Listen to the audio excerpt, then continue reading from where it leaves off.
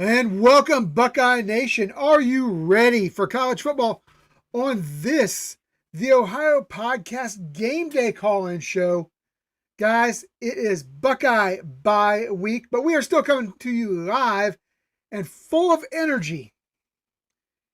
And we are the official Buckeye podcast of Scarlet and Game Fan Site. And don't forget to head on over to scarletandgame.com. Check out our full audio library as well as several wonderful articles written about all Buckeye sports. Also, Buckeye fans, we are proud to be the official Ohio State podcast of the College Huddle.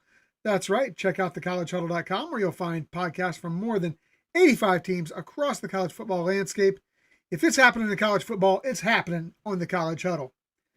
Now, before we dive in, smash that like button, hit subscribe, share this show with a Buckeye fan you know, because it is time to get this party started. Phone lines are open, 567-483-1999. Guys, I want to start with a little bit of a look at the national picture today.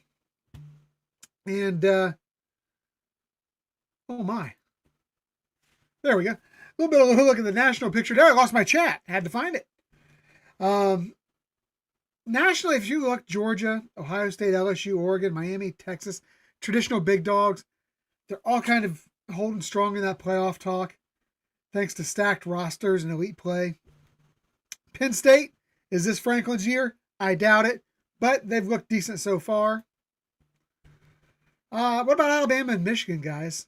Despite wobbling early upsets, you look at these guys and let's call it what it is. They can still play football at a high level. Meanwhile, you got programs like Texas A&M and Illinois who are sniffing around as dark horse contenders, trying to cash in and crash the playoffs. A&M, big win over Notre Dame last week.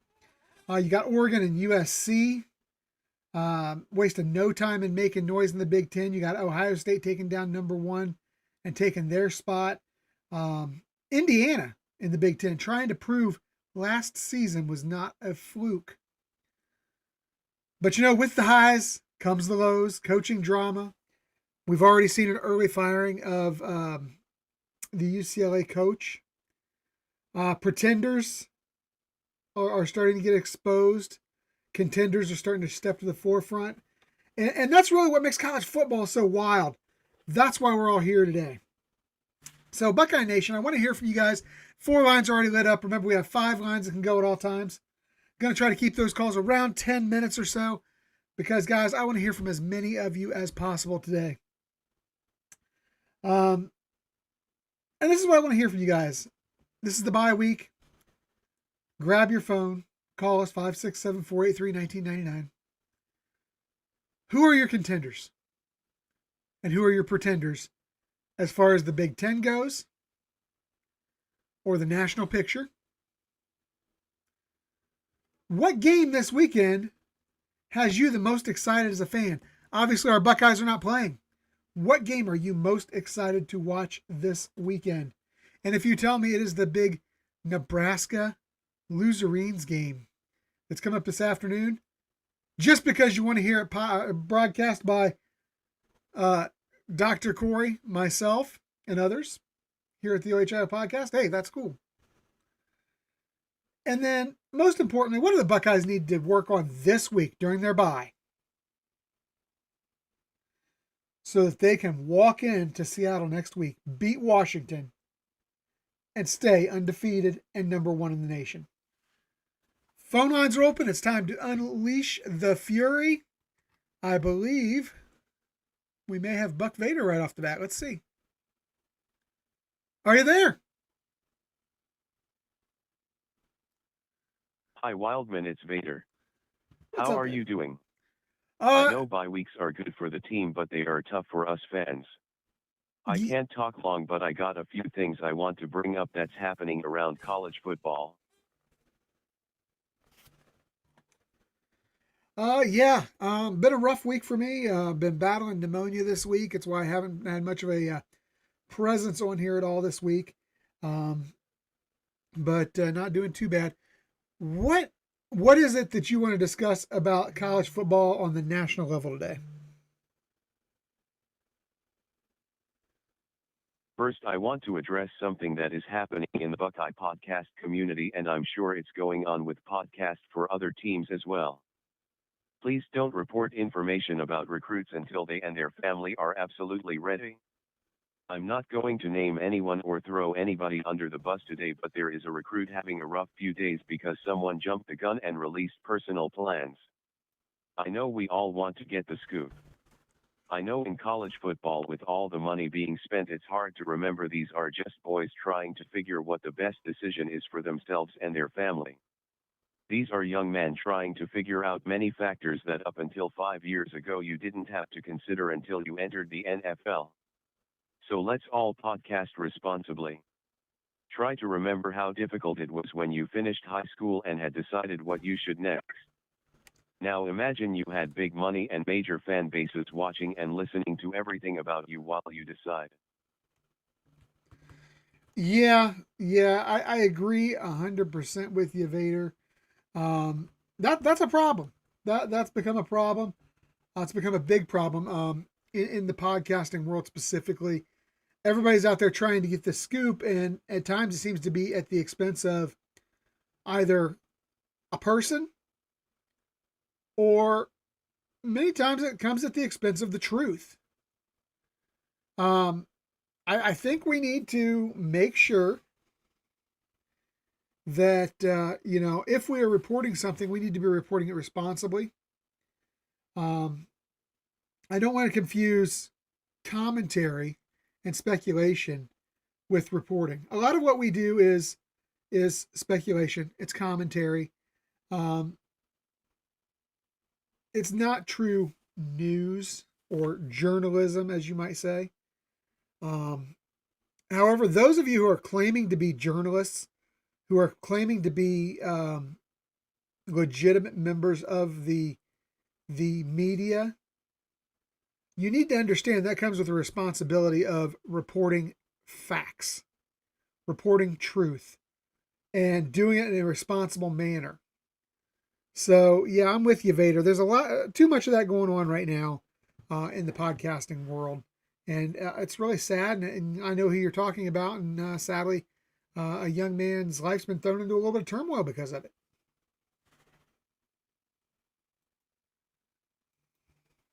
What else you got? Now I would like to talk about some things going on around college football. First, the NCAA is on life support, and trust me, I know life support when I see it. Ohio State said we are going to ask the NCAA to reinstate what was taken from us during Tattoogate. I couldn't disagree with this anymore. We need to just do it. Not only would I reclaim the wins that were illegally taken from us, we should claim a co-national title for our undefeated season in 2012. I know people are probably asking, what does Vader mean illegal taken? I'll be happy to explain my legal argument someday when Eric or Wildman have more time. Today I want to make my case for a co-national title. The NCAA said even though Ton was guilty, we don't want to punish people who weren't involved. In 2012, the players and coach involved in breaking the rules were no longer a part of the program. Under the format in 2012, we would have played Nebraska, who got destroyed by Wisconsin, a team we beat. Then we would have played Notre Dame, the only other undefeated team, and we would have been a solid favorite. Under today's NCAA standard, our team was unjustly punished. So therefore we should claim a Big Ten title and the national title for the 2012 season.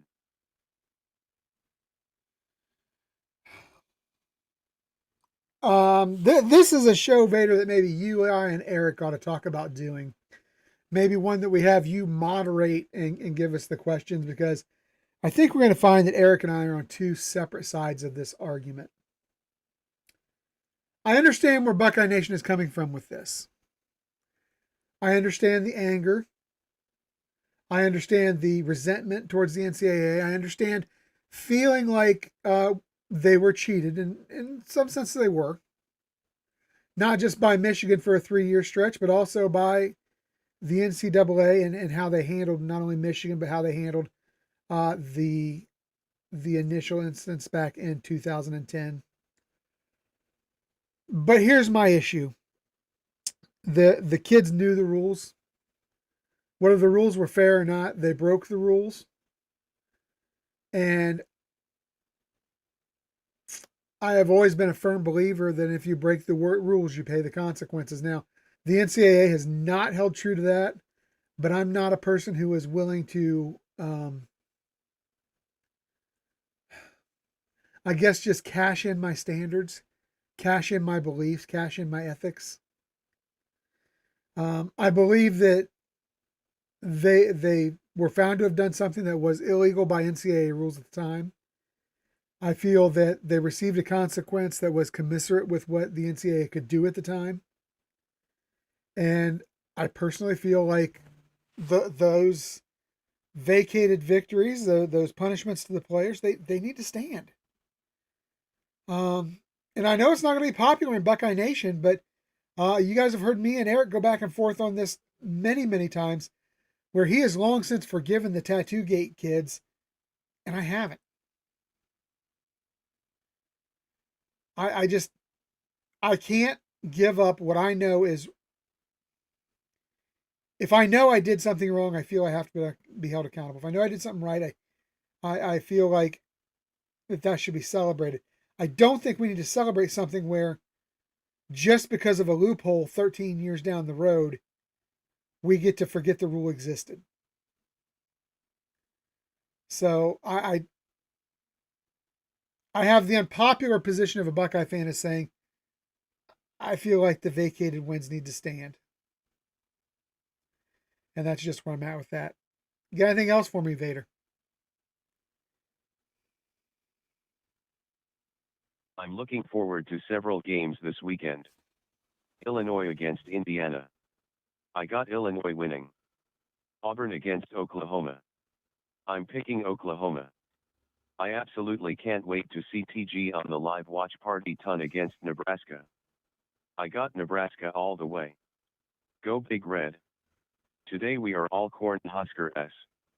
I'm also rooting for whoever is playing Clemson. It's obvious Dabo needs some time off. First he threw his star quarterback under the bus after the loss to a team that might be the best in their conference. This should never happen. I'm not stupid. I know coaches tell players all the time they need to stop it up, but it should never happen publicly. I don't have a son, but if I did, he would never play for Dabo after seeing that. Then on Tuesday, after an embarrassing loss to Georgia Tech, he had what I can only describe as a mental breakdown where he chose to tell us everything he's ever done as a coach. Then basically dare everyone to fire him. Seriously, buddy, I'm worried you aren't the picture of mental health right now.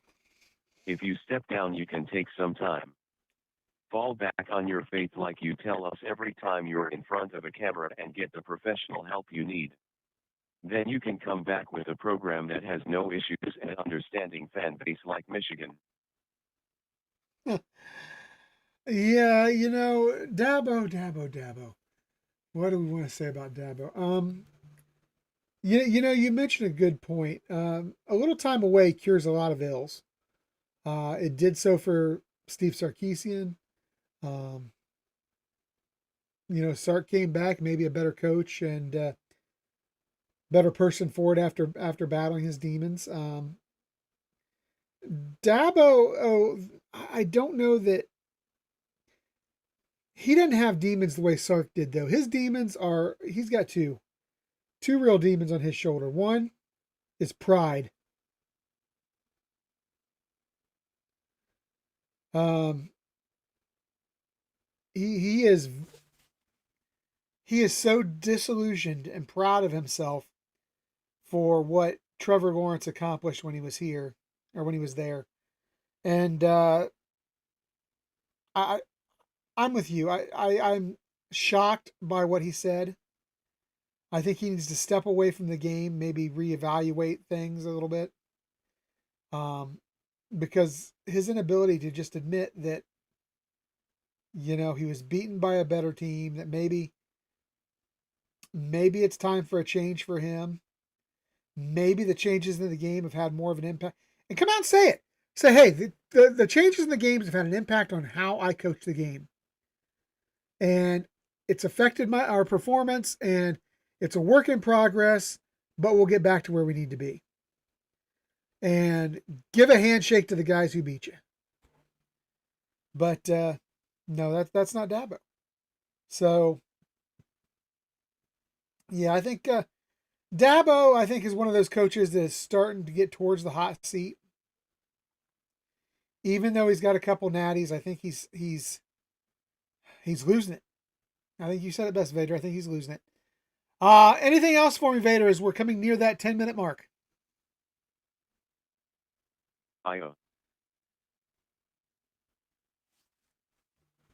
All right. That was Buck Vader, guys.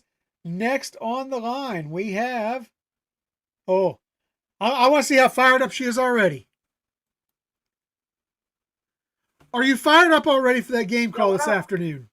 Are you fired up already? Ooh, I cannot wait. I cannot wait because I'm ready for the Cornhuskers to beat the brakes off Scum. I want that to happen. Cornhuskers, don't you let me down. You know, TG, and we'll dive into this a lot, I'm sure, during the game, but Bryce Underwood, he's a talent, but he and this Michigan team were exposed versus Oklahoma. And I don't think they're where they need to be to take on a upper mid to top tier team right now. And I think like you do, I think that they're going to get exposed again versus Nebraska. Oh, absolutely. Listen, I said it before. I don't care that Bryce Underwood is talented. That's a quantity that he has, and that's great.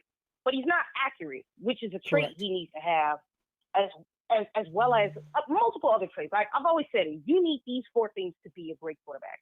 And it's some that translates into the NFL to be a franchise quarterback, depending on where you get drafted, which is traits, intangibles, character, and leadership. That's what you need. With Bryce, I'm not seeing none of that right now. He's talented, but that's quantity. I could care less for quantity. Give me quality, and then we have something there. Like what I see in Julian Sands, what I saw in Justin Fields, what I've seen in Dwayne Haskins, C.J. Stroud, Will Howard, for God's sake. Like, give me quarterbacks like that. And Will Howard's not even the most talented quarterback we have, but he has talent. And man, he was a hell of a leader, PG. He was a hell of a leader. Yeah, that's the point. Like, he has the qualities. He has the qualities. He has the traits. He has the intangibles, the leadership, and the character. That's what made him the perfect quarterback at Ohio State, was that. Why do you think Kyle McCoy failed? It's because he had none of that. He had great on talent. I'll give Kyle that. He had great on talent. That's it, though. So, like, that's just quantity. Give me qualities as much as you have quantities. Yeah. Give me both. Honestly, I want both. Like, it's not just pick one or the other. I want both. Like, give me both. Like, give me the sense that you have some form of talent along with qualities. You give me the quantity and the qualities, we got a quarterback. You give me more quantity instead of qualities, so we got a problem. Yeah, I Bryce agree. Underwood, listen. Bryce Underwood, listen. Like, understand this. Had you went to LSU, you would have been a much better quarterback than where you're going to be. Because I don't think he's going to develop at Michigan at all. I think he's going to stay the same. I think because people watch J.J. McCarthy. You're going to know what I mean when I say Michigan, and out of his own mouth, Michigan can't develop quarterback. Look at J.J. McCarthy these past 2 weeks. The dude's been awful trash. I give him credit for the fourth quarter, but at the same time, I give that to Kevin O'Connell for putting together a game plan that actually worked. Yeah, you know, I've always said, and Michigan fans like to fall back on Tom Brady whenever we say they don't develop quarterbacks. But the fact is, Tom Brady, he developed in the NFL. He developed in the NFL, and I'm going to make this argument, and you can tell me if you think I'm wrong, TG, because I know you're very knowledgeable about the NFL, but my take on it has always been this. Tom Brady is the greatest system quarterback to ever play in the NFL. He benefited so much, not to take away from what he could do as he developed, but I think as much as anything, especially early on, he was so good because of the system itself that was in place in New England. Yes. And I don't think that Bill Belichick gets enough credit for that. He doesn't. As a matter of fact, at first he was getting credit for that, but then as the years went on, you started seeing people say, "Oh, well, the only reason Bill Belichick is good because he had Tom Brady." And it's like you guys not that long ago was just calling Tom Brady a system quarterback. So like, which one is it? So the reality is, it's just that people flip flop all the time. Where the reality is, Tom Brady himself has said it. Without Bill Belichick, there's no Tom Brady. Even he's told you that. It's the same thing you hear about Patrick Mahomes when it comes to Andy Reid. Yes. Without Andy Reid, there's no Patrick Mahomes. I mean, Andy Reid won a freaking Super Bowl with Carson Wentz and Nick Foles as his quarterback.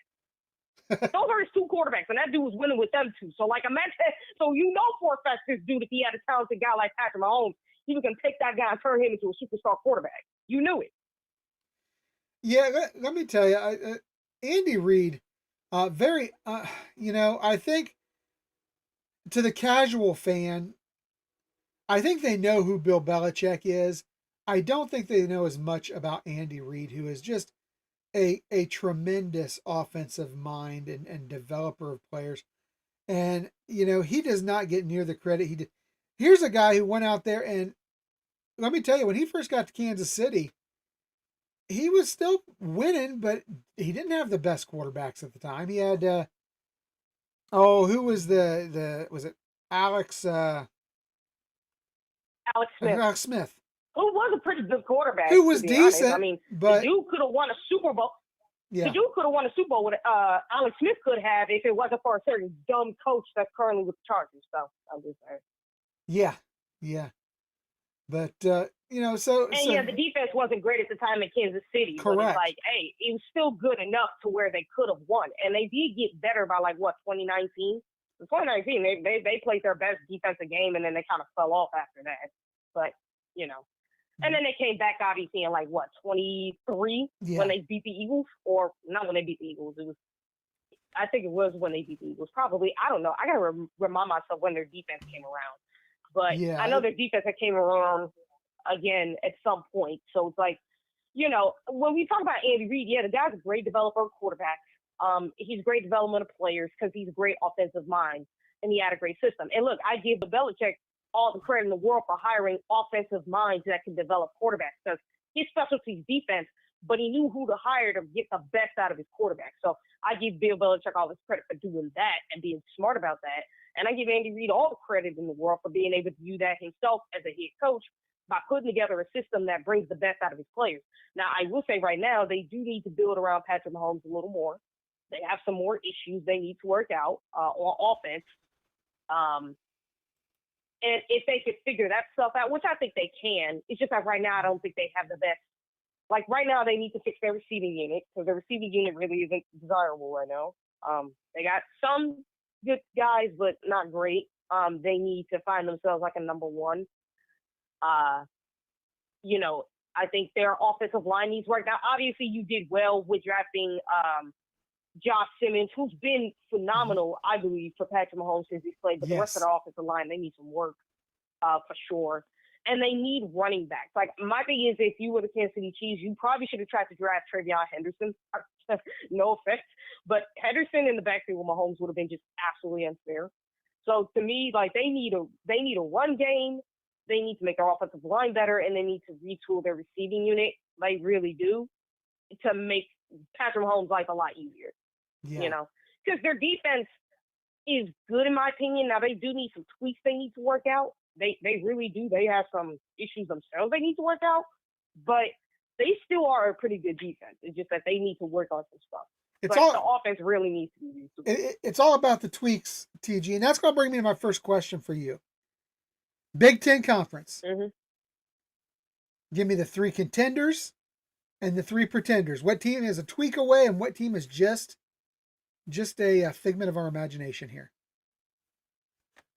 Okay, the 3 contenders. I think it's obviously Ohio State, Oregon, and Penn State. No matter how much we think Penn State is overrated, they are a contender because they're going to make the playoffs. I don't think there's a question about that. The pretenders, always it's scum because people were hyping them up to be coming back at some point. So obviously they're going to be pretenders without a shadow of a doubt. And honestly, maybe Indiana, but I think Indiana could be good this year. But I'm not for sure who the other 2 pretenders could be. I'm not for certain yet. I You got to see how the rest of these seasons play out because Michigan's the only one, only because of how overhyped they were. They're the only ones I can look at. Everybody else is like could be dark horses. Like Indiana could once again be a dark horse. Illinois could be a dark horse. I got to see how the rest of the season plays out for me to see who are the contenders. now see, I'm going to say, for me, I think that one that kind of came to the forefront for me last night, is Iowa. I mean, they're sitting there at 3-1. That losses to a ranked Iowa State team. So a lot of people might say, yeah, they're still in this. I'll tell you, that is not. I don't know if you watched the game Yeah. last night. That defense did not look like a typical Iowa defense. I thought the tackling was poor. Ooh, yeah. I, That is potential for one too as well. I can say that for sure. Like Iowa was definitely another one, but I was like, okay, this is the first time their defense has really looked this bad. I'm willing to give them a chance, but I could see them easily being a pretender just because it's like, oh, this defense didn't look great. And yes, they lost to a ranked Iowa State team, so I can't really fully. And it was a close loss too, so I can't really fully say anything bad. So it's like, hey, you lost to a ranked team and you kept it close. It wasn't embarrassing like scum. So at least, say that with some pride that at least you could say, hey, they lost to a ranked team, but it was only by a point. If they did these certain few little things right, they tweaked this a little bit, they could have won that game. But stuff happens. But like I said, like you said, that defense did not look good. yeah. But hey, look, it was the first game they didn't look good, so I'm not ready to say that. But if that continues to be a trend, yeah, I'm gonna say they're a pretender for sure. Which is why I'm saying, like the other one that came to my mind was USC, because to me USC was always a pretender. Because every time they look good against terrible competition, and when they play good competition, they look like dog crap. So they're actually my second one until they can prove me otherwise. Because I've seen this for them so many years. Yeah, they're so three. To me, that'd be my second one. They're 3-0, and the toughest team they've played is Purdue. Look, Purdue actually was kind of giving them a run for their money, which is what was funny. But then that makes you wonder: is USC all that if you've got Purdue out there giving you a run for your money? Because yeah. You're talking Purdue, Georgia Southern, Missouri State. Purdue typically is a bad team, and typically they've even lost to teams like MAC teams and stuff. Now, and I'm gonna give their new head coach, what is his name? What is his name again? Oh, you caught me too quick, TG. Anyhow, the new head coach. Yeah, I know he coached. Yeah, Purdue is a new head coach, so I'm gonna give him credit for actually making them play pretty well. They have played good. Barry Odom. I'm gonna give him credit for that, but I still want to see how Purdue looks because right now, I will say this: UCLA is the worst team right now. Because if you heard me and Mika talk about it, if they actually hired the right coach, they could have been a good football team. Yeah. And one of the coaches I said they should have hired was Jason Candle, because look at what Jason Candle has done. I mean, the dude is good at what he does. So to me, you hired him and you hired his coaching staff. To me, you probably could have had a good team competing, and Northwestern would have been the worst team. And look, that ain't bad. And Northwestern's actually been a pretty physical, pretty solid they're feisty. team. It's not like they're dog crap. yeah, they're feisty, and they play with something. So I can't be mad at Northwestern if they're the worst team, because it's like, hey, you got a feisty team that actually has a chance of beating you if you give them the opportunity. I mean, David Braun has them in a postseason for the first time in his first year. So it's like, hey, I can deal with that. Now, Northwestern obviously would still have to get better at certain things to be like a legitimate team. But hey, if UCLA had Jason Candle, to me, they probably would have been a pretty good team. To me, that's the team. That's somebody I think they should hire. Yeah, Jason Candle, a guy who. That's what I think. I think a lot of people are not familiar with him because he's at Toledo, but I'll tell you, he's made that Toledo program very reputable. Very, very reputable. Uh-huh. I mean, they have some NFL talent coming out of that program. Yeah. And I know you're going to have a 10-minute mark, but let me kind of put you on this. Yeah, go ahead. Because I know you and Vader talked about this. The reignition of Ohio State's wins from 2010. I know you have disagreements. I'm actually telling you a little something. I think people wouldn't be calling for reinstated wins of the 2010 season if they took away Michigan's national championship and their wins from the 21 to 23 Agreed. season. Look, if you didn't give Michigan a postseason ban, like that would have been fine, as long as you took away their wins from the 21 to 23 season. The fact that you didn't do that, like you're talking about, you don't want to affect the kids of this next generation and say, hey, look, we don't want to affect them, and you didn't want to give them a postseason ban. Okay, Pete, that's fine. But as long as you took away Michigan's wins from the 21 to 23 season and their natty, because they didn't do that, that's why I already called for the reinstated wins. Because I agree with you on this one, Chris. You should get punished for what happened.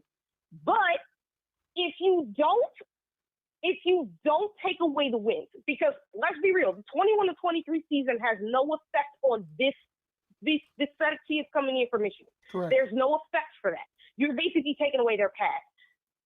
Because you didn't do that, to me, you should reinstate the wins. I'm sorry. I know I understand where you're coming from, Chris. I really do believe that you should get punished for what you did. And we could talk about this on the watch along. But you can't not take away somebody else's wins and punish everybody else and take away their wins for something that was significantly less. Michigan's cheating scandal affected on the field play, took away wins from everybody else, made everybody else's life miserable, ruined the lives of coaches and their families. So, in all fairness, to me, you should reinstate Ohio State wins by that logic. If you're not going to take away the wins in the championship of Michigan's 21 to 23 season that has no effect on this generation, you absolutely, and I mean this when I say this, you absolutely should reinstate every single win from every team that you took from whatever you did, because you can't do that. You just can't. You can't have it both ways. To me, Ohio State should reinstate the wins just because Michigan got to keep what they did from their what's called. I know that you're a person who's all about the rules, and I am too, but at the same time, I'm about fairness. You can't have it one way or the other. Like, it's either you take away Michigan's wins in their natty and people won't be saying anything, or you reinstate everybody else's stuff, because you can't do that with the worst scandal that actually affected on the field results. You can't do that. Yeah. I mean, I get where people are coming from with that argument. I'm not a person who sadly is going to be swayed on this one, unfortunately. But I understand where people are coming from. I understand their point of view. That's just where I think people had it coming from. And I agree with what they're saying in theory. I agree with the so. argument. It fairly so, to be honest. I guess this is what I'd say. I agree with the argument, but I can't agree with the outcome. So, because I can't. I know you don't. I understand where it's coming from. Yeah, but I still agree with that too, though. But I agree with you should be punished for the rules you break. Yeah. But like I said, I also agree with the fact that you should punish everybody equally. Meaning, if you can't take away wins from a season of cheating that actually affected on the field results, but you're going to take away wins from teams where what they did had no outcome on the field whatsoever, something's wrong there. Like, the logic is just completely off. So yeah. I can understand that. Oh, and by the way, do you want to know something that's actually pretty funny? You want to know something pretty funny? Hit me. What do you got? Remember when Joe Paterno and Penn State had their wins vacated for the scandal that happened? Do you know that their wins got reinstored back in 2015? Yeah, I'd heard something like that. And I'm not surprised by that, because that actually, yeah, and I'm saying this too, because think about it. It was a completely unrelated to. Happened, yeah. Yeah, and that's what I'm saying, because here's the thing with the tattoo thing, and I'm going to say this right now. Look at the tattoo scandal. What effect did it have, really? Here's the thing, and this is why I understand where the NCAA came from. When the players broke the rules... No, I know what you mean by that. When the players broke the rules, they became ineligible. An ineligible player is an automatic forfeit. Why didn't you let Ohio State, in this case, suspend their players?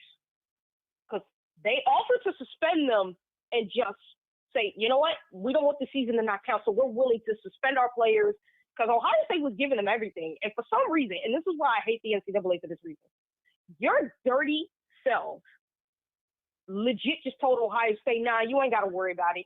And yet you tend to take the vacated wins anyway, because even though they told you they were willing to suspend their players for this nonsense. Yeah. Even before the season began, even before the freaking Sugar Bowl game, they were willing before the season and even during the season to suspend their players, and even before the Sugar Bowl game, they were willing to suspend their players that were involved in this. We all know they were willing to do that. Yeah, we all know how corrupt the NCAA is.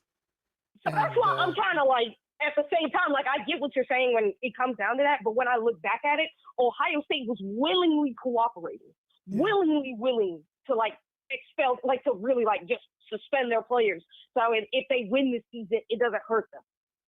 So, like, that's kind of where I am, too, with that, where it's like, the tattoo thing had no effect on the field. I'm not going to lie. Like, it's something that was completely stupid. It was something that was, like, it didn't affect recruiting. It didn't affect it on the field. So, like, I could understand where those rules are coming from. But at the end of the day, it's like, and I understand it at the time, but it's like, at the same time, it was kind of stupid. And the fact that Ohio State was willing to cooperate with you, the fact that they were willing to suspend their players before the season ever began, and even before the Sugar Bowl, they were willing to do all of that before the season, during the season, before the Sugar Bowl. They were willing to do that. And you still told them they didn't have to. And the reason they kept those guys around is because you told them they didn't have to do it. So, like, that's kind of where I am, where it's like with the NCAA, you're full of this corruption. And I can actually tell you during the watch along how the NCAA could be saved, but in a different sense. Like, I'm not saying that you could save them currently right now, but there's a way that the college football and all the other sports, how it could still be renaissance under the NCAA, but in a different light. I'm gonna explain when we get on to what you call it, but I've been having this kind of deep in my mind for a while as to how things could work out for them. But it does start with cleaning house. Yeah, absolutely. All right, TG, hey, I'm gonna move on to the next caller. I got 3 in queue, so I will talk to you here shortly. Have a great day. OH. IO. Go Bucks. And Michigan sucks. All right, so that was TG. TG will be joining myself and Dr. Corey on our game watch this afternoon. And for those of you who don't know, our game watch is going to be the Scum Loserines versus the Nebraska Cornhuskers. And we are going to call that game beginning shortly before game time, guys. Next call is Dave in Tampa. Dave, how's it going? It's going, brother. I'm calling you from Bradenton this morning. Bradenton? What? Make your way to Bradenton, yeah. Yeah, it's maybe a little loud. There's a guy pushing something through the parking lot here. We're on a walk. I tell you, look, the whole thing about getting those wins back. Yeah. I'm in the boat. I said this. I'm on record saying this before when this all first happened. I said, just take them back. Don't even ask them. Just take it back. And if they want to say anything, say, you know what? We will sue you. We'll sue you into oblivion. The Big Ten should be on board with it. They totally hosed USC. Who's 20 years later almost, their program still ain't back. Yeah, you're not going to take their wins and give us ours back. Absolutely. I totally agree with TG, what she said. Just go ahead and take it back. If they don't want to take their natty and all that and give them a postseason ban, hey, that's fine. But at minimum, they should have taken their cheating. They should have taken those wins away from them. At minimum. I agree. But that being said, I can't get on board with it. I just can't. I can't get on board with the idea of just forgiving these guys what they did. The fact is they broke the rules when they knew the rules and they suffered the consequence. And I have no problem with that. Now, I understand where everybody's coming from with they didn't punish Michigan the same way. And you're right. But if we just take our wins back, or if we claim these wins, or we threaten to sue over these wins, we're no better than the NCAA or Michigan. We have sunk ourselves to their level. We have sold out our ethical beings to try to make a statement that really has no moral basis. Our guys cheated, man. In 2010, we cheated. Not because I shouldn't say we broke a rule. The rule resulted in players becoming ineligible. Is it right? No. Was the rule BS when it happened? Yes. Is the rule BS now? Absolutely. And you're right. They've screwed USC. They've screwed Ohio State. They've screwed so many teams over.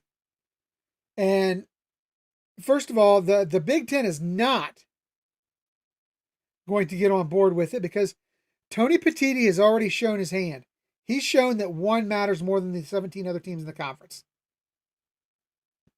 He showed that the day he put out his statement about nothing else should happen. So the Big Ten's not going to be on board with it. Tony Petitti's not going to be on board with it. The NCAA is going to ignore it. And honestly, I can't even see a point in it at this point. Because I feel like we just become the whiny little bitches that are the team up north fans if we push it. And I know that Eric's going to have a disagreement with me on that. And that's why I said this may be a whole show where he and I have to sit back and debate for an hour.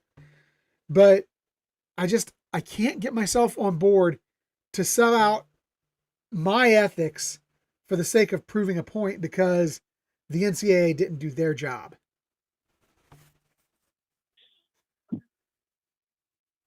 I see what you're saying, but I don't get that. I don't think there's that big of an ethical issue here. It's not that big. It's not. You know what? We're not the ones that violated the ethics. The NCAA did. They're the ones that did that. They're the ones that did that.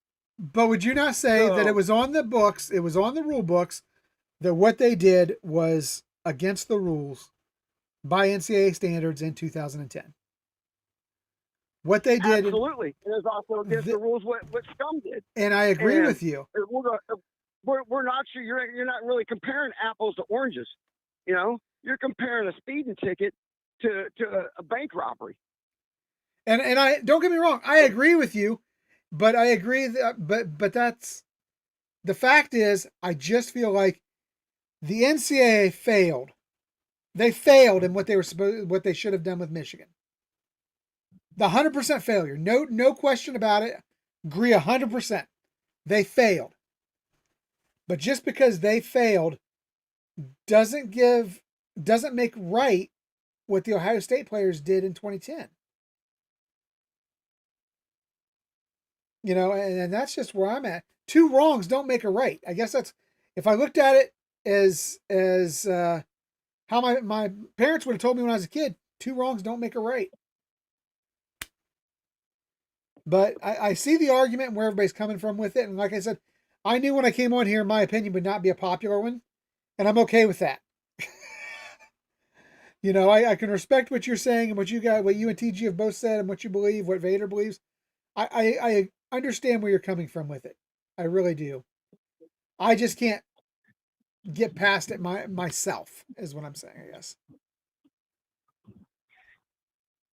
Well, you know, I always had a problem with the NCAA trying to force those kind of rules because they never had the authority to enforce something that affected somebody's personal pocketbook. They never had that power. They never had that power.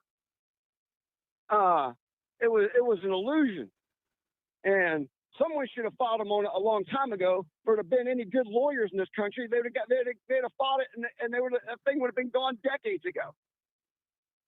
Hey, that reminds me. They don't have the authority. The NCAA does not have the authority to affect the economy or someone's personal economy. You know, and we're going to say paying players, you know, and paying players and tattoos are not even close to the same thing. You know, Auburn and all those teams down in the SEC, you know, they were doing that crap for decades. And the only one that ever had to pay a penalty and a real penalty in the South for doing that was SMU. Yeah. And it took it took 40 years for SMU to get their program heading back in the right direction. So, but as Yeah. far as we'll change the subject here. We'll switch gears. And contenders, Buckeyes, Ducks, Nittany Lions, contenders. Pretenders, scum. I haven't seen enough of Nebraska. I think Nebraska's in that boat. And I agree with you with Iowa. I watched that Iowa game last night and I was like, wow, Iowa had some offense. What's your take They had on 20 USC? 21. Number 21 Yeah. for Iowa. Holy smokes, that dude's a first round draft pick, man. He keeps that up. Lightning, dude. Lightning. That dude was all over the place. And that dude's on the field. You better keep the ball away from him. Yeah. They would have had a chance for a field goal if he'd have ran out of bounds there at the end of before half. They would have had a shot for a field goal. Yeah. And so what's your take on USC, Dave? I mean, I think USC. I look at USC, Illinois, Indiana as kind of three teams that are in that bubble of could be pretender, could be contender. I think Iowa's definitely a contender in my book. I'm glad you brought them up. USC, man, look. I have a problem with coach with Lincoln. with USC. Look, get a defense and then come talk to me. Get a defense, come talk to me, because you're not going to get there without a defense. You're not going to get there. And it's the same thing for Washington. Man, their offense is a problem, but their defense is a problem in a different kind of way. So their offense is a problem for others. Their defense is a problem for themselves. Yeah, their Washington's defense is, no puns intended, but dog water. So. All right, so if Ohio State has one thing to work on before next week, what is it? What do you think their biggest thing they need to work on is before next week? They need to get the run game going. We need to settle who our backs are. And we get that done.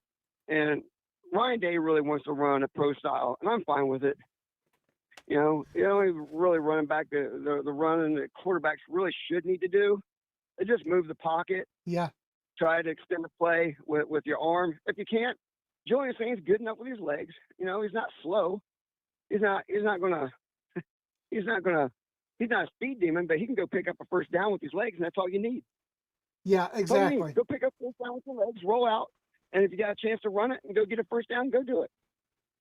You know, I'd say my biggest take on our quarterbacks is, I think that our quarterbacks have been great as far as their arms go for the most part. But I think that the last few quarterbacks we've had, and I'm going to include C.J. Stroud in this, and not so much Will Howard, but more C.J. and now Julian, and even going back to Kyle McCord, is they needed a little bit of that Craig Krenzel in them, that little bit of gutsy. I'm just going to take off and get the first down. I know I'm going to get beat all to hell in the process, but I'm just going to go for it. We saw that with Justin. We'd seen that in the past with guys like JT, with guys going all the way back to Krenzel. But we, our quarterbacks under Ryan Day have been very hesitant to leave the pocket. Other than Justin Fields. Justin Fields would go for it, Yeah, Justin Fields is a different kind of cat, though, man. That dude had serious wheels and size, and he can put a shoulder down and put a hurt on somebody, Well, I used to make I used to joke with Eric and say that JT Barrett was a fullback that could throw the ball. Justin Fields was a quarterback who could just run like a fullback. So it's kind of the opposite. So yeah, you're right. He was a different type of dude, man. All right, anything else for me before we go, Dave? No, everybody have a fun day watching the games, and we'll talk to you next Saturday, brother. Yeah, absolutely. We'll talk to you next Saturday. Take it easy, Dave. OH. Oh. Go Bucks. Oh, sorry, guys. Give me a second. The throat's still going there a little bit. Still trying to battle off this pneumonia a little bit. Oh. All right. Next up. And you're live. Good morning, Chris. What's happening, Tyler? I want to go. I want to have my 2 cents on the whole 2010 conversation. Okay, you guys are out here to raise my blood pressure today, aren't you? Go ahead, Tyler. Here's my problem, right? Is you see that you have teams like USC, you have teams like SMU, you have teams like all these teams that supposedly, all these teams in the South, like Auburn, like Alabama, like LSU, like Florida, who do exactly the same thing, but they get away scot-free. Michigan does the same thing, paying players. They get away scot-free. We do it. USC does it. Auburn does it. And don't forget SMU Miami. does The it. NCAA has been really And harsh on Miami Miami. does it. They get punished. I'm like, okay, where is the disconnect? Like, where's the? All these teams get punished, but these teams don't get punished. What? It makes it a very. Can I put it real simple for you here? One of the reasons why this is because there's a very simple reason at the heart of all this, and that is you talk about USC, you talk about Ohio State, you talk about Miami. You look at these teams, and it comes down to one, I think, plain and simple fact. Everybody hates a winner. That's true. Then why is well? Then here's my question. Then why is Alabama not punished? Well, I would say for the same reason the New England Patriots did. Everybody hates a winner, but everybody loves a dynasty. See, that's where it gets misconstrued. That's where it gets like confusing. You punish all these teams for winning, but then you'll punish Alabama for winning. Like at some points you get teams. I'm sorry, Caden. I'm not following the chat real well today. I'll take care of showing those up there. But at some point you look at these teams, and there are teams, there are coaches, there are players every now and then that will rightfully or wrongfully become bigger than the sport. We saw it with the Patriots in the NFL. We saw it with the Celtics at one point in basketball. We saw it with the Yankees in baseball. We saw it with Alabama in football. At times, they become bigger than the sport, for better or worse. And those teams will not be touched. So that's where it gets. I understand that logic, Chris, but then if you're a team like Ohio State that is in the same stratosphere as Alabama, arguably, yes, it looks very questionable on the NCAA's part for punishing Ohio State for doing exactly the same thing. It is very questionable on the NCAA's part.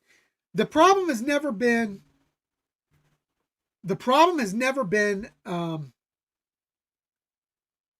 the teams. How should I say this?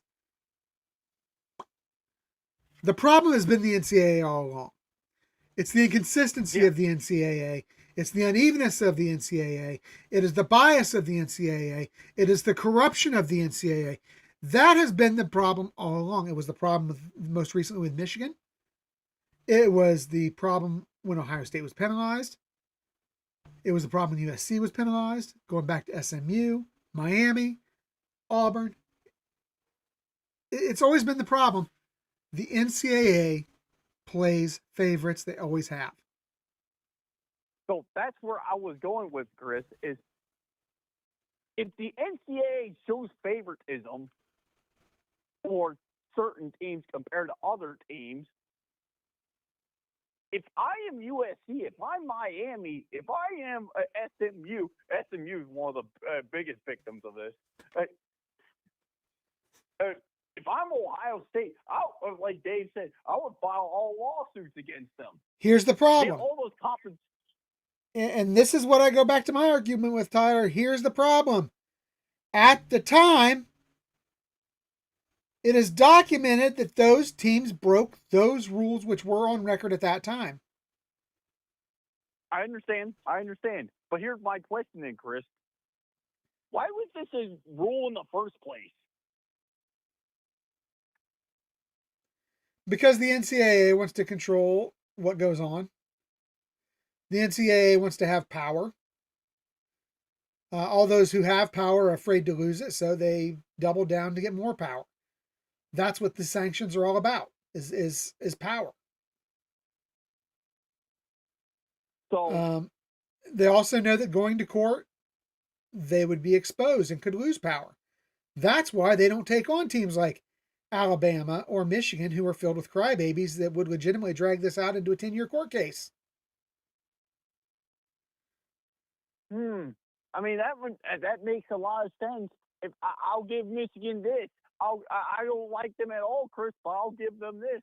That's actually smart on the NCAA's part. Absolutely. It is smart on the part of the losers up north, just like it was smart on the part of Tennessee, just like it's been smart on every team that has taken the NCAA to court. Now, nobody else had the stones. Let's call it what it is. Nobody else had the stones to challenge them. They had the stones to challenge them. Right or wrong, whether we like it or not, it is what it is. So, if Ohio State does challenge the NCAA to court, Chris, how do you think that would? What's the purpose? How do you think that? To what end? No, I'm just saying. What would be if? Because Ohio State's one of the teams that doesn't have, like you say, they don't have the intestinal fortitude to take the NCAA to court. If that does happen, hypothetically, what do you think the outcome would be? You know what? If it's me and I'm a judge ruling on this, I am not going to overturn this decision. Simply because the team broke the rules when the rules were in place. I understand that, Chris. I understand that logic. But the only part that really perplexes me is if you are the NCAA, right? And you made these rules in the first place to stop teams from becoming dynasties and paying players, well, you didn't stop Alabama. You didn't stop LSU. You didn't stop Auburn. You didn't stop all the teams in the SEC. So, I wish. You know what? I can't even. I know the frustration. The frustration's overwhelming. I get that. The frustration and the anger is overwhelming, and I understand. I do. I feel it. But it's like speaking of frustration. Yeah, go ahead. I cannot wait, Chris, for later today when the Cornhuskers beat Michigan today, and then because Michigan fans were saying that they hate Nebraska now too, Chris, because they wear color red. Well, Michigan fans hate everybody, but most of all, Michigan fans hate themselves because they know what whiny punks they are. They know what big mouth losers their team really is. They know that they had to cheat to get a win. They loathe themselves more than they loathe anyone else, and I can't blame them because they're pretty damn despicable people. But who? For me, I'm with you. I look forward to seeing Nebraska knock the shuck out of the Luzerines.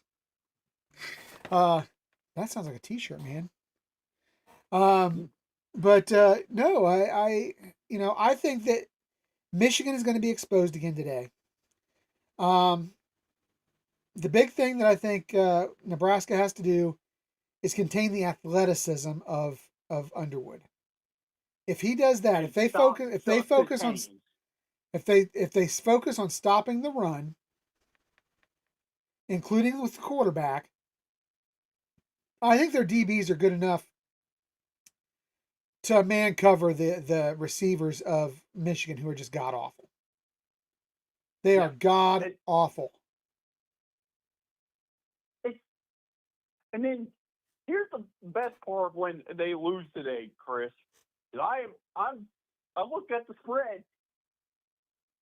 Michigan is a 1-point favorite. That means it's a toss-up game. I'm telling you right now, Nebraska's going to beat them. And when they beat them, the Michigan fans are going to go home.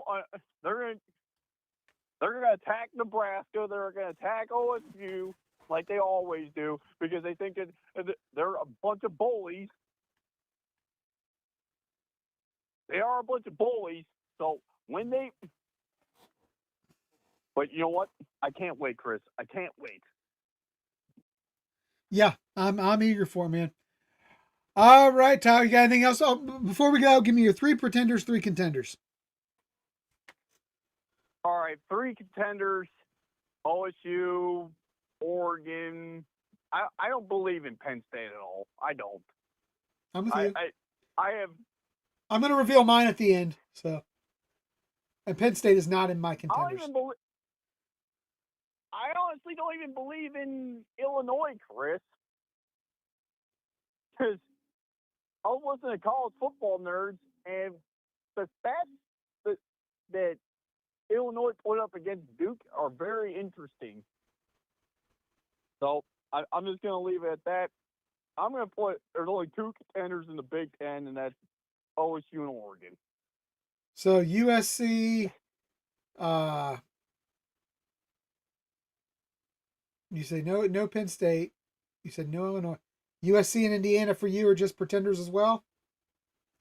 Yeah, I don't believe in anyone other than OSU and Oregon, Chris. And you know what? I'm going to add on to that a little bit. When on TG's show on Thursday with Mika, saying that we want the Big Ten to be competitive, right? Me, I don't want that, Chris. I want OSU to dominate. No, I was happy dominating the conference for 2 years or 20 years. I was more than happy to dominate the conference for 20 years. I want all the other teams to be garbage. I want to just go through the entire conference and just dominate them. I'm fine if the rest of the conference is competitive with each other. I just don't want them competitive with Ohio State. Exactly. So that's all I got to say, Chris. All right, man. Take it easy. Excuse me. Take it easy. Oh. I hope you get better too. Oh, thank you. Have a good day, Tyler. Enjoy the games. OH.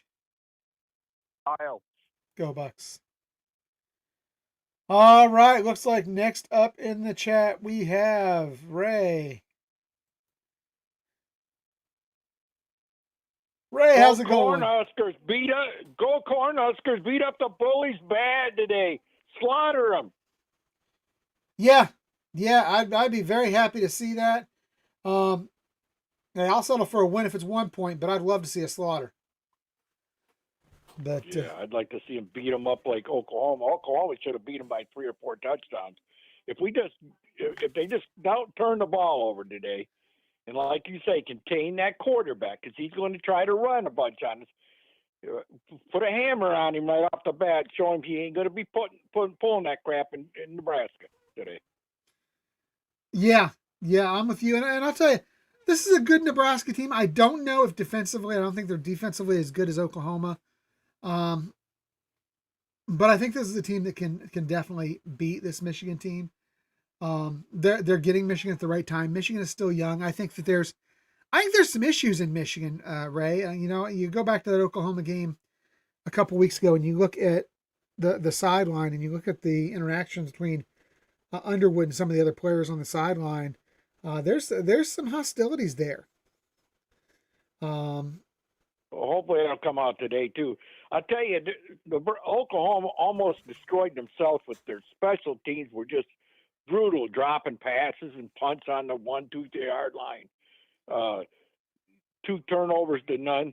I'll tell you one thing: you got to give the Bullies credit. They don't seem to ever turn the ball over. Yeah, no, you can't dispute that. I mean, they are fundamentally sound for the most part. Yeah, for the last 4 years, it's been like that. They hardly ever turn the ball over. I don't know how they do it. And I'm going to say, the running backs hold on to the ball, the receivers, I don't know. I don't understand it. I'm going to say something that's not going to be popular here when I say this, but typically when a team is fundamentally sound, you don't commit a lot of penalties. You don't commit a lot of turnovers. Right. That's usually a sign of good coaching. Yeah. And they don't have good coaching, but they seem like their players got glue in their hands holding on to the ball. Well, like given everything else they've pulled off, Ray, would that really surprise you that much to find out they're using Stickum? Yeah, I know it. That's what I'm thinking because Oklahoma put some hits on their running backs, and they hung on to the ball just like they did the last 4 years. I don't understand it. It's mind-boggling to me. They did get a few injuries, Michigan. I don't know how they're doing on that going into this game. Have you got any update on any injuries they got?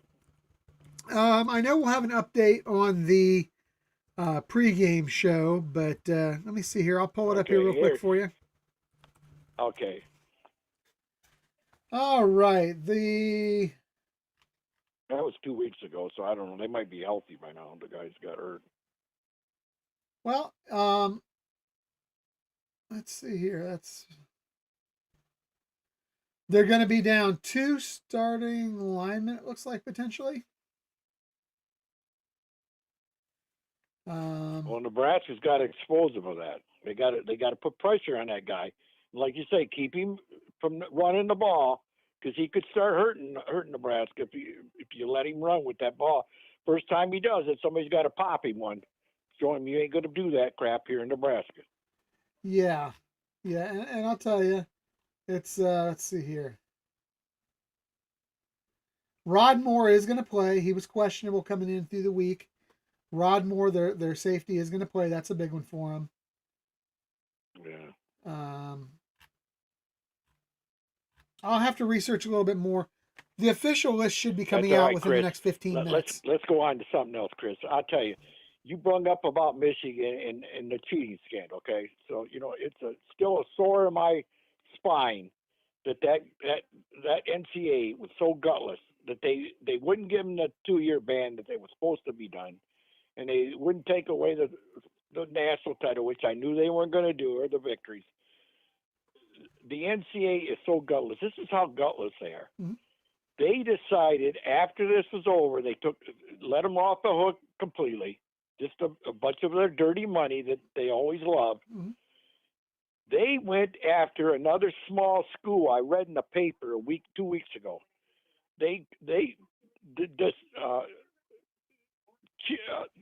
or 5 baseball players for a little school. Mm-hmm. They banned them for life, Chris. Banned them for life playing baseball because they gambled on their own team. Well, if I was that small little school, I would take them on right now in the courts because it's ridiculous. They always pick on the little schools, but when it comes to a big school, they hardly ever do it. Yeah. Except they did it to Ohio State and Southern Cal, but that's way back. I'm talking about up to date right now. Do you remember? You remember all them little schools that they were picking on, and everybody kept saying, "Well, Michigan's going to get it." All these other schools are getting hammered, and they didn't do it. And So you're now right. after they let Michigan off, they go after another little small school and ban 4 or 5 baseball players for gambling on their own baseball team. So here's the thing. I'm 100% in favor of a lifetime ban for anybody that bets on their own team. Yeah, 100%. And I'm a gambler. I am 100% yeah, in I know. favor of that I type of agree with thing. that, but I'm just using that as a thorough thing. Yeah, I agree with that too. I agree with what they did, but you can't just go picking on little schools and not, because Michigan's threatening you to court, and Yes, you go through all this system. I mean, we went through 2-3 years thinking they were going to get it, and then you don't give them anything. That doesn't make any sense, Chris. doesn't make sense. It's pointless. The NCAA is weak. We've known that. They pick on the little guys. We've known that. Yeah. They haven't had a spine in over 2 decades. We've known that, and it's all pointless. That's just like it doesn't really matter. The NCAA is completely irrelevant at this point. They're going to be managing baseball and basketball, and football is going to break away within the next 5 years and become its own entity. It's going to have a commissioner But of look at college look at football. look at Roger Goodell. Here's another perfect example. He he didn't do hardly anything way back when Belichick and them were cheating on Mhm. it cost the Rams a Super Bowl. They just give him a fine and everything. And he picks on Jim Tressel, but I ain't heard a word out of him since the whole NCAA investigation has been done now that everything was true. And not one word that he's going to give Jim Harbaugh one game or a fine or anything. Not one thing. And they're 2-0 right And now, San Diego Chargers. and here's the thing: it's been so long because the NCAA drug its feet so long that I can understand why Roger Goodell isn't doing anything. At this point, it would be a moot point because it's been so long since this all actually occurred. I mean, it's been going on about 2 years now that Jim Harbaugh's been out of football, out of college football. Yeah, I know it, There's no point. but There's no point at all. Chris, he got a 3 or 4 year bowl ban for the other one, and he got 6 more years. I That have was just done. I mean, the investigation's all done now. It shows that just recently been showed. He could look at that and say, you know what, Harbaugh, he tried for years and years to get in the NFL. He was cheating. We got to at least set him down for a few games or something. he works for the owners, and the owners aren't going to do that. Yeah, Goodell's the commissioner, but I know. ultimately he works for the owners, and the owners are not going to do that. Yeah, I know. It's money. It is. Money. It's all about money. It's all Um, filthy. that's Filthy just money. like Like you said, that's all dirty money that they did. it is. That's all it's about is the money. So I mean, I'm just ready to move on. I'm ready to go on. I'm ready to, let them keep their little paper title. Um, I don't Yeah. care, and that's just like I'm very frustrated when I keep hearing all the arguments about reinstating Ohio State's wins. I don't think there's a purpose to it. I don't think it does anything for anybody at this point. I think it just makes us come off like the little crybaby punks that reside in Ann Arbor. Um, there's no point to it. There's just not. It's over. It's Hey, not. Go ahead. before I let you go, Yeah. I need a lot of prayers right now. Okay. I went through a nightmare the last 5 months. My daughter, I found out they scammed a couple checks on me and owe me 20,000 grand, and I put a protection order on two of them, and the other one I put a vixen on her, and she went down and called the police on her for cussing me out, and she put a protection order and kicked me out. The police kicked me out of my own house Tuesday and Wednesday. I had to go to a hotel, and luckily somebody paid me $170 for a hotel. And then my son got involved and talked my daughter into pulling the protection order. I didn't know you could be in your own house and pay your own house payments and utility bills, and they can actually kick you out on the street if somebody decides to put a protective order on you. And I'm 76, so it's been a nightmare. I'm back in my house, and hopefully things are going to work out with me and my daughter to uh, get the devil out of there and God back in our house. So pray for me, okay? Absolutely, Ray. Hey, you have a great weekend. Enjoy the football today, and we'll be thinking about you, buddy. Yeah, I'm hoping that we can put a good whip in Nebraska on Michigan, because we couldn't get it from the court system or the justice in the NCAA. Hopefully, those players from Nebraska will show a lot of heart today in the fans over there and put a whipping on him, because he went. What makes me mad too about it is the Big Ten commissioner didn't stand up to Michigan either and give in to them It's because about of the the money. and He's yeah, padding it's his all pockets with about that Fox deal. That's all it's about. I know all the money. So we got to pray that we can do this on the field and even the score a little bit. That your cheating might work to one area, but it ain't going to work on the field. There you go. All right, Ray, you take it Hey, easy. God bless you. Thank you, buddy. Yep. Have a good weekend. You too. OH. OH. IO. Go Bucks. All right. I believe we got Caden and Q. We got one more caller up after that. Guys, it is coming up on 20 minutes after the hour, so most likely these are going to be my last two calls. I'm going to have to keep these calls right around 10 minutes apiece, as I do need a little 15-minute break to go grab a bite to eat before we hop on for the afternoon game watch party with myself, TG, and Dr. Corey, where we will be watching the scum Loserines get their asses handed to them by the Nebraska Cornhuskers. So, all right. Cade, what's happening, man? Not much, Chris. What's going on with y'all over here at the OHL podcast? Man, I'm just trying to recover. I've been sicker than a dog this week. Had pneumonia this week, and it's been rough week. Well, Chris, I think this should help you. And pardon me for the foul language that's going to be used, but this is necessary today, Chris. You know what? Iowa and Rutgers proved my point that they're nothing but the lowest point of the barrel in the Big Ten. And you know what? Somebody said that my comment was stupid. Well, you know what I told that sucker? I said that to that sucker. I said, you. I said, that's my opinion. You got a problem with it? Then get lost. So, but you know what? Today, I'm not watching any games today, but there's one game in particular I am watching, besides Nebraska beating the living out of the scum. And that's Miami, Florida. Now, I've got a brother from another mother from the 305, Jaden Gonzalez of the Miami show. I talked to him this past Thursday, and I said, now here's my list of contender teams that I told him.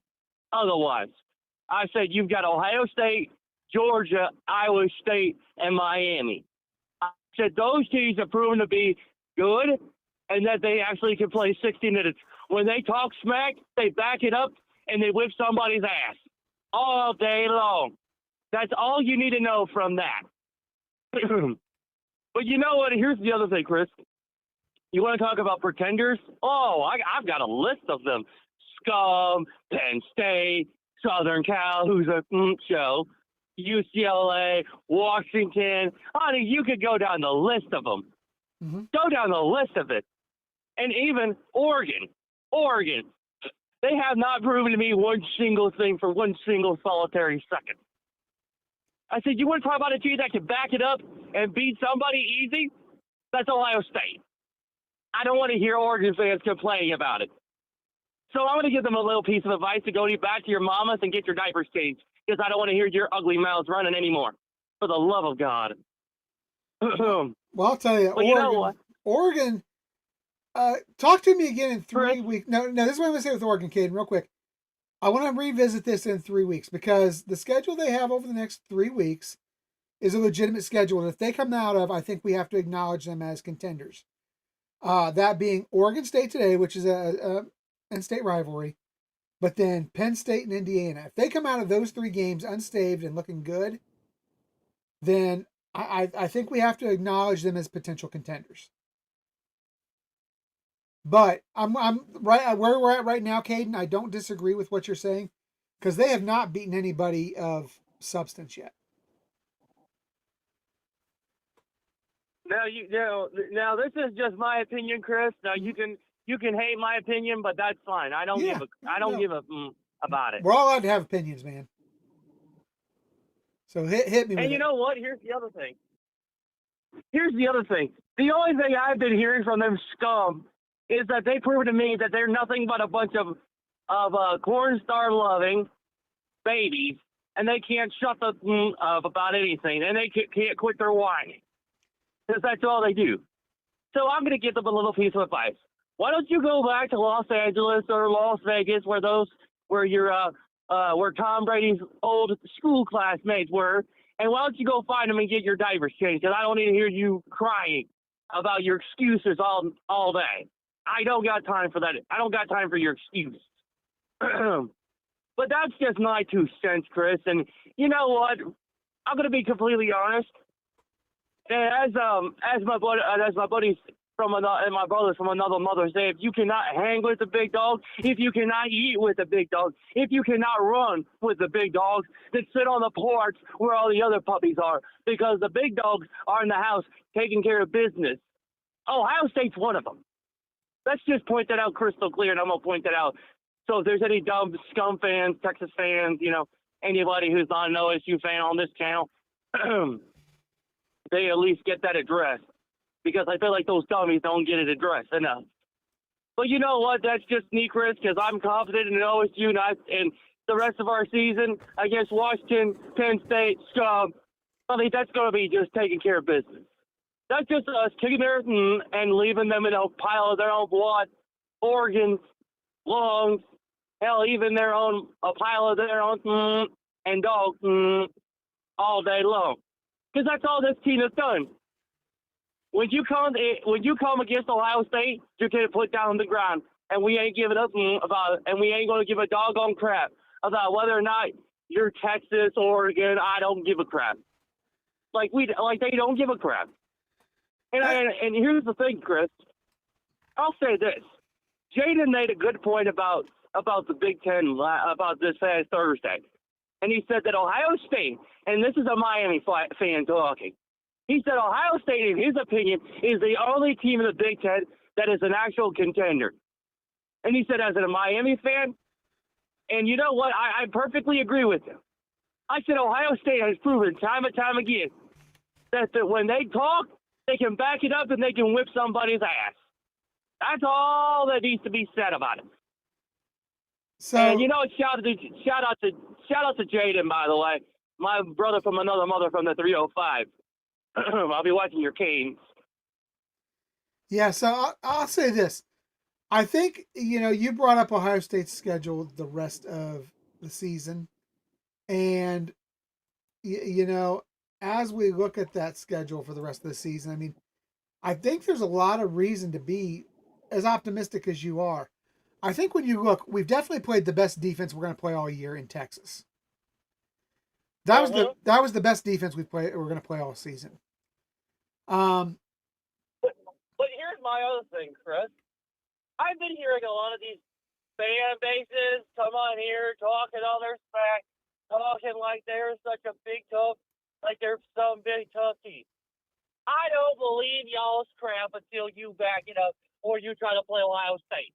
But if you cannot run with Ohio State, you cannot hang with Ohio State, and you cannot play 60 minutes of physical football against a team the caliber of Ohio State, I don't want to hear it. If you can't beat Georgia, I don't want to hear it. If you cannot beat Miami, I don't want to hear it. I don't want to hear any of your goddamn excuses anywhere, anytime. I don't. And you know what? Speaking on behalf of my brother from another mother, Chris, and we all agreed on this. We all agreed that Alabama's nothing but a bunch of babies. Clemson's nothing but a crap show. Florida's nothing but a crap show. And let's be perfectly honest.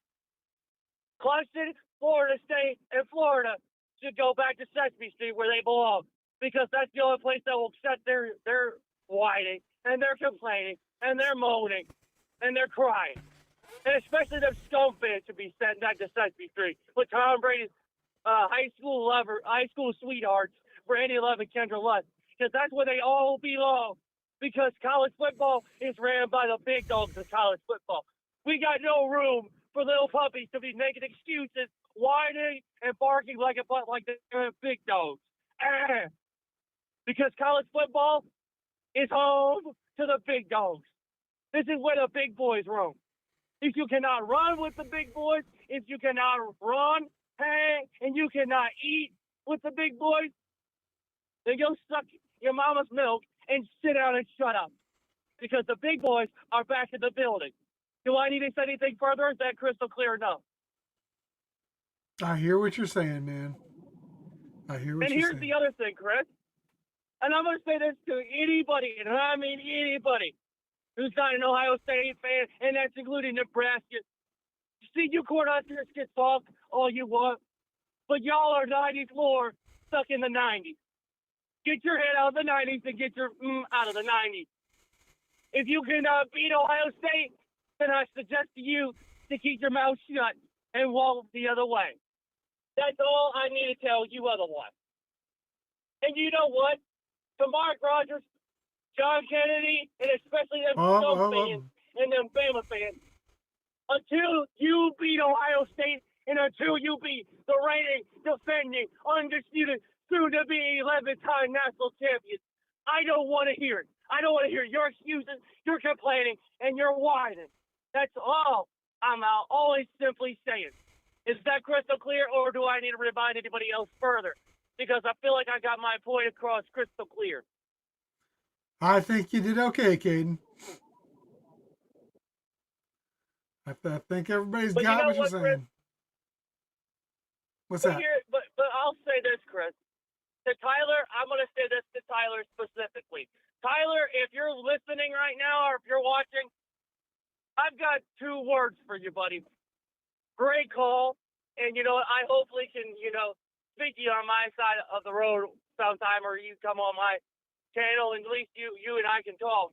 Because Tyler and I, let's be honest, I feel like Tyler and I are the only people on here that I'll call this scum out besides TG. But that's just my opinion, Chris. But Tyler, love your brother from another mother, and you know what, TG, I hopefully see you on the other side of the road, TG, because you're one bad woman, I'm going to tell you that. And you know what, when you come on here, you bring the heat, and you know what, I start sweating a bit because I'm like, she's about to roast somebody's ass on here all freaking night, all freaking day, because that's all that lady does. So I got to give her her flowers. But you know what? As the baddest Buckeye who bleeds International Arbiter Red Chris, I'm going to say this to any punk that talks about Ohio State, you better be prepared for the outcome. And that's Ohio State kicking your asses all day long with no excuses. And if you want to cry about it, so be it. Go suck your mama's milk and shut the up. I don't want to hear anything else. And that's the bottom line, because the Diesel Freak said so. Do I need to make myself clear, or is that enough? Oh, I think that's more than enough, Caden. We've actually exceeded our 10 minutes, so I'm going to have to let you go and head over to the next caller, buddy. You have a great day. Hey, Chris. Yes, sir. I got to say this to you. OHIO, go Bucks, scum sucks, and John Kennedy. Okay, that last part, Caden. The last part, buddy, you need to grow up a little. Okay? You need to grow up a little. There's no need for attacking Kennedy on the show personally. Kennedy is a great friend of the show. He's a great guy, and I'm sorry, but if you can't keep from attacking people personally on the show, I'm going to have to cut you off, bud. Also, you may want to consider decaf, pal, because you're getting back into the wild rants again, and I love your energy. But Caden, you gotta bring it back to where we were at the beginning of the season, buddy, where you were bringing great football knowledge to the conversation, pal. Now you're getting back into the rants, and it's getting to be a little bit much just with where you're coming from. So I'd really appreciate it next week if you're going to call in, and I hope you do. We bring in a much more positive call, much more focused on football, and a little less WWE there. Okay. Last caller. We're going to go out to Rocky. Hey, Chris, how you doing, man? Great day to be a Buckeye fan, isn't Every day is a great day to be a Buckeye fan, man. You know, when I went to church in Florida, it was a Baptist church, and my pastor was a Buckeye fan, so it was pretty cool. So whenever we had ceremonies or something, the color scheme was mainly Ohio State, you know, scarlet and gray and red. I just loved that growing up. So you know that Ohio State is always in the hearts and souls and the minds in America, the greatest program to ever existed. Oh, I'm absolutely relishing it. So I got a lot to go into. I want to try to, you know, cram everything in. I want to first off saying let's pray for John Kennedy and the Irish fan community, always Irish community. They're out traveling. They're having their tailgate out in South Bend for the Purdue game. Just pray that everyone's having fun over there, that they're going to be safe, they get home safely, and nothing bad happens.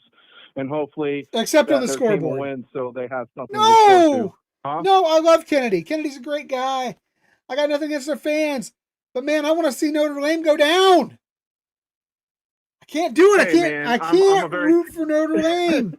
I can't do it. You're now here it is. I am at this point where I have to choose the lesser of two evils. And is the lesser of two evils DK and his Purdue Boilermakers, or is it John Kennedy and Notre Dame? And I love Kennedy. He does a great show, great guy. DK, totally awesome dude. Can't stand Purdue, can't stand Notre Dame. So I'm gonna have to go with Big Mac Mary here. For those of you who don't know who Big Mac Mary is, she was the name we gave to the lady who criticized Eric and I for occupying too much seat space in West Lafayette.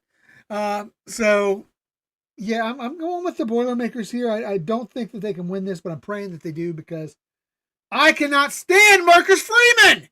I can't stand him. I understand. I understand, but let's not go out to the range so far out there. Let's not try to get a bull and we're grab the horns and we're going for the ride of our lives. So yeah, like Notre Dame, I understand, but they're in a good position. I think Marcus Freeman's going to start taking over that defense because Chris Ash is not able to formulate any replication of success from last year without Golden. So it kind of tells you Al Golden was actually a top tier defensive coordinator. Because they were on like the top four all around defense. It was like Ohio State, Penn State, Notre Dame, and Texas. There was the big four of the top defense when it came to the playoffs, when they entered the playoffs. And ironically, it was like roughly those four left that was in the Final Four of the playoffs. So it's pretty significant. I got J.J. Carr, that quarterback. He might be a Heisman Trophy winner. And, you know, it seems like Ohio State and Notre Dame have the best, in my opinion, the best first-year starting quarterback, and definitely in the Midwest, but also possibly around the country because Julian Singh really.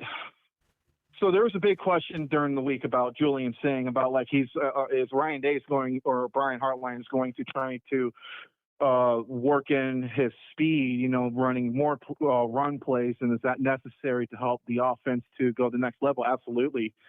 I think that he's going to mold into a scrambler style, like something like Patrick Mahomes, because the reason the first glimpse I saw this talent or this potential of how well he can be good at this is when Texas, they're on their own 10-yard line. I think it was like first or second quarter, but Texas defensive line, they had like two on Julian Singh's face, and he's able to throw an accurate ball 15 yards down the road, down the field, or 10 down the field.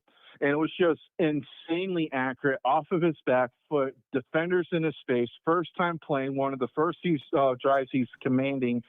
And he just has this poise, and that's a really good foundation for him to learn how to get work in the rhythm so he doesn't have to rely on focusing and just gets into the rhythm when he plays in hostile environments.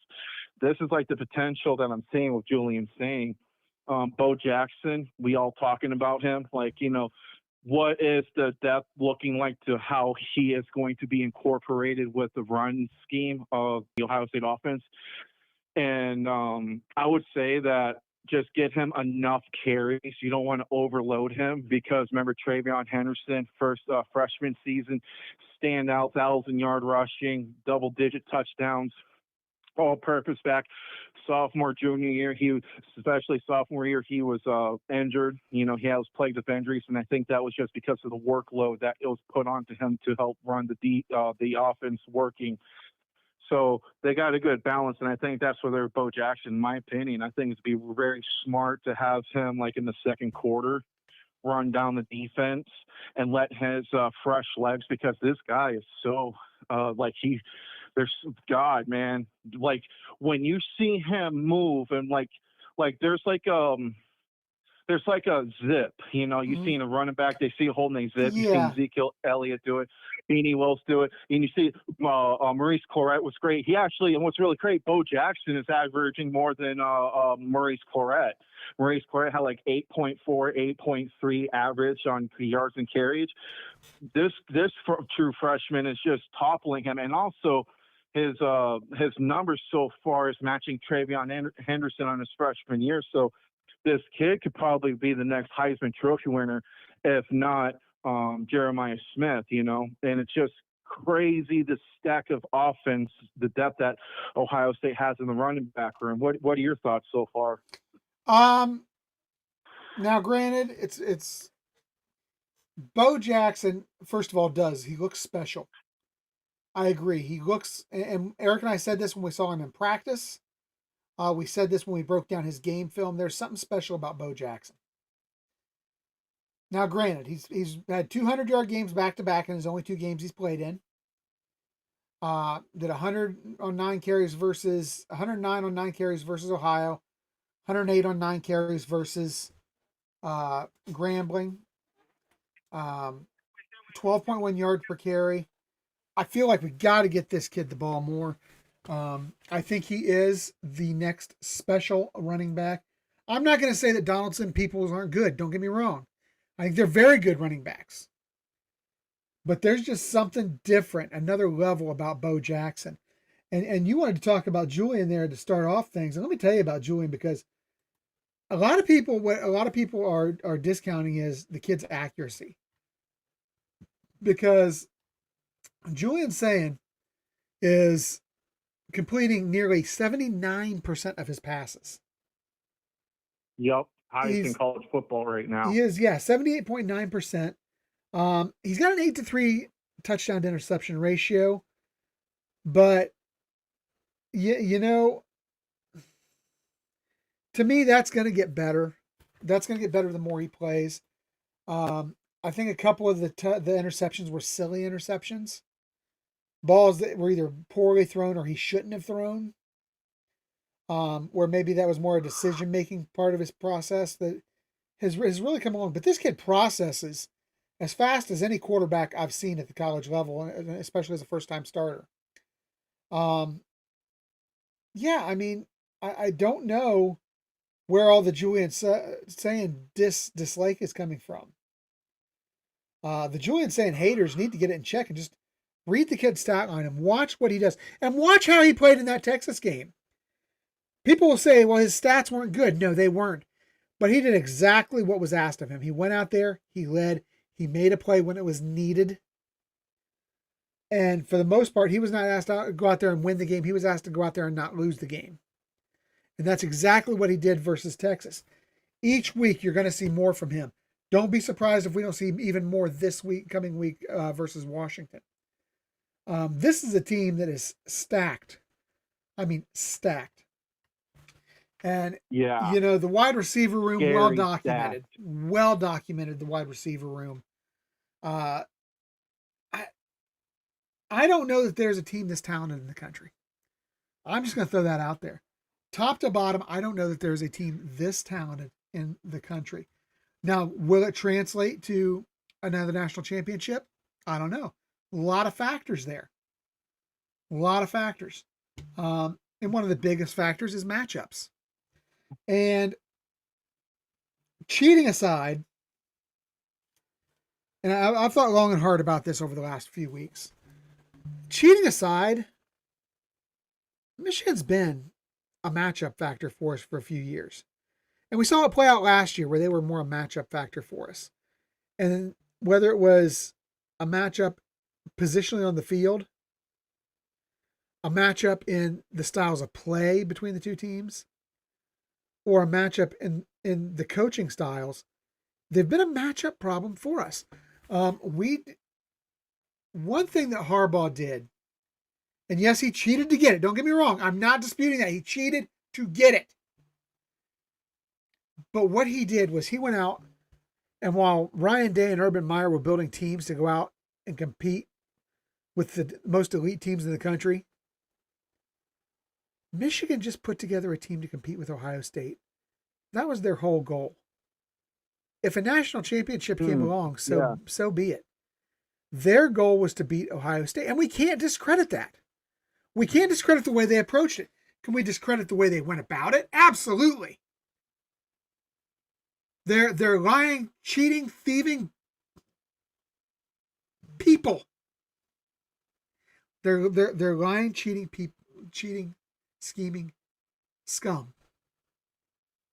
But they had the right idea, and they created a matchup problem for Ohio State in doing so.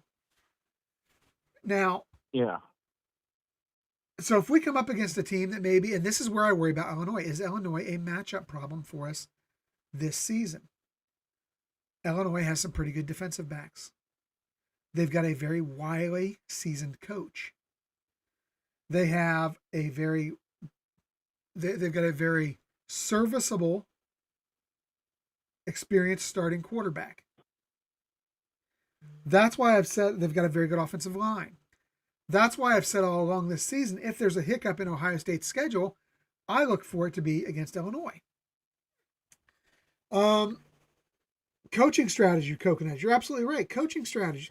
So, doesn't necessarily being the most talented translate into another national championship.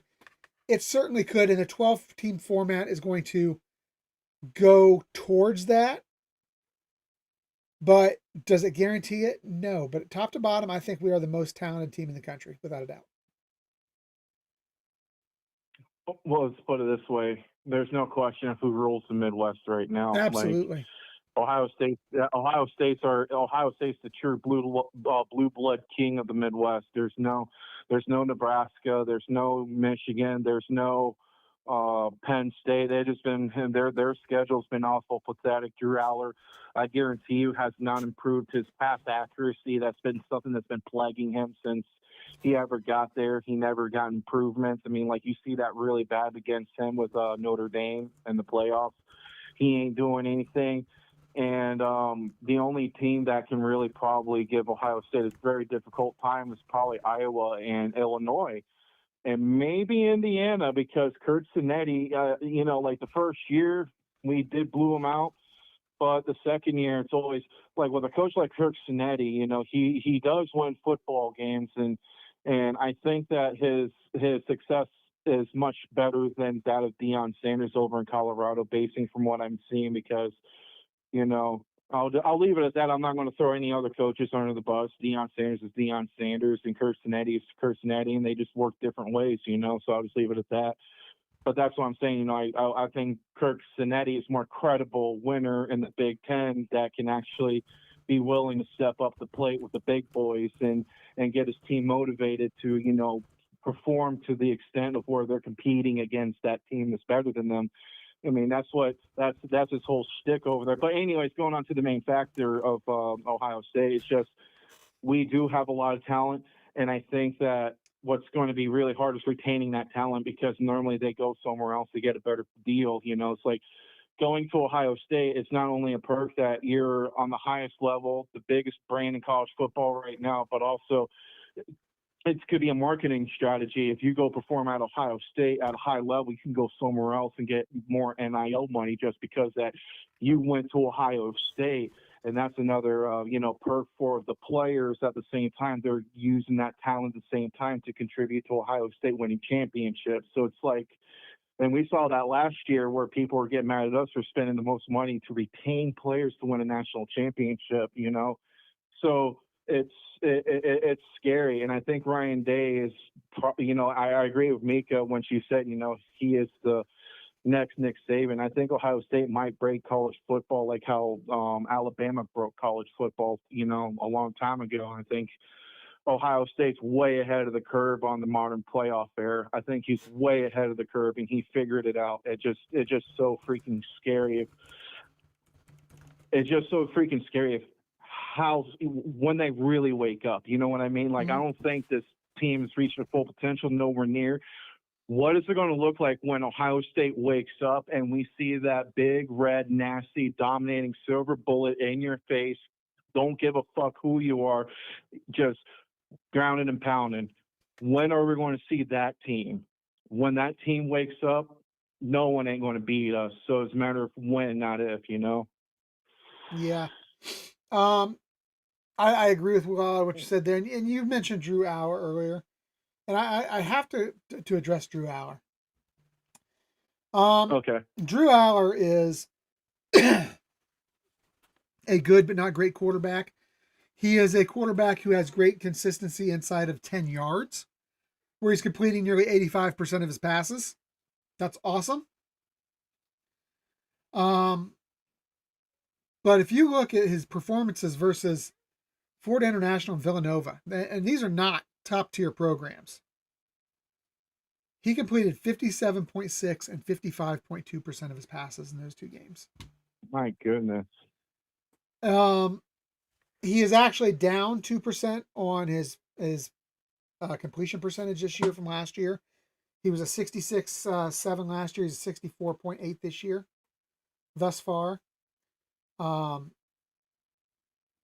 And through the first three games, you can see their dependence on the run, because through three games, Aller has 4 touchdown passes. And I think that says a lot. This is not a quarterback who can win a game for you. He's a quarterback who can go out and not lose a game for you, I believe. But he's not a quarterback that's going to win a game for you. Because that's the other thing. I will say this. He's in his 4th year of college. He's only thrown 11 picks in 4 years. 8 of them came last season. So he's a guy who's going to, if you get him from 10 to 12 yards and in, he's going to complete a lot of passes for you. He's a guy who gets the ball to the playmakers but doesn't. He is not a big playmaker himself. So that's just where I'm at with Aller. Ohio State, are they the next dynasty? Maybe. I think there's an opportunity there for them. Before we go, He's been one. Yeah. But before we go, He's been that since Trustful got there. Yeah. But I do have to break off because I do have to get over to the other show here shortly. But before we go, 2 things. First of all, I'm going to have one for you, and then I'm going to do one after I let you go. Your 3 pretenders, 3 contenders for the Big Ten Conference. Okay. 3 contenders: Iowa, Illinois, and Ohio State. Iowa, don't sleep on them. They're still that old school Midwestern, smash mouth football, consistent. Kirk Ferentz. Any concerns after last night's game? Any concerns after last night's game and the way the defense played? Because the defense was not a Kirk Ferentz defense last night. They did not look like a Kirk Ferentz defense. A lot of missed tackles, a lot of poor tackling, bad angles, stuff that he normally doesn't have. So does that concern you at all? Yeah. They're going to get better, They're going to get better. So 3 pretenders. Definitely looking at the ranks, I would definitely Penn State's definitely number 1 on that list. Absolutely, no question. Of course, Michigan, they're still talking like they're going to win a national championship. And I would say the third one, it's really hard. It's really hard on the third one because it's hard to gauge. I do have like a underdog, like a super dog, dark horse. I want to put Nebraska on that list because they're getting ready to wake up. If they beat Michigan, they're going to send shockwaves to the Big Ten this year because Agreed. Nebraska hasn't beat a big top-tier team in the conference in a long time, so there might be a win statement for Matt Rule in Nebraska. They're my underdog, super dogs this year. That's all. Yeah, so that goes with. So that's the answer. So there you have it. All right, man. I appreciate the call. We'll talk to you next week, buddy. OH. Yo. Go Bucks. All right, guys, real quick before I go, I wanted to hit you with my picks to click this week. I've got 3 games I'm going to call this week. 1, I'm going to take Nebraska over Michigan. I'm taking the Nebraska win. If I'm betting specifically, I'm taking it with the money line at plus 120. Guys, I like Oklahoma, and I'm going to lay the 6.5 points that Oklahoma is getting. I just feel like Oklahoma is a much better team. That defense is for real. So take Oklahoma there. And then the other game I want to talk about is a tight one here.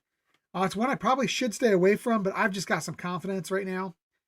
And that's Utah and Texas Tech. Utah's laying 2.5. To me, I take the spread. I take Utah on the 2.5. I think Utah wins this one outright. I think Utah wins it bigger than people think. I believe in the coaching at Utah more. I believe in the philosophy at Utah a little bit more. So give me Utah over Texas Tech. And then I'm going to give you the bonus pick here, and that is today's big game, and that is in the Big Ten, and that is Indiana laying 4 versus Illinois. Guys, I chose Indiana in the preseason, and I don't think I can stay with it. I don't know that I want to stay with it. So for me, FanDuel is who I typically use Coconut right now, but watch on that because there may be some different stuff coming. Illinois, Indiana, man, I'm liking Illinois. Indiana's laying 4. I like this to be a field goal or less game. So I'm going to take Illinois for that one. Against the spread, and I do think they could potentially win it outright. So, all right, guys, that's all I got for today's show. Make sure you catch us over on the live game watch party. Myself, TG, Dr. Corey, we will be doing the live game watch party here for the Scum Loserines, and we are going to watch them get the shuck kicked out of them by the Nebraska Cornhuskers. Until next time, good day, God bless, go Bucks.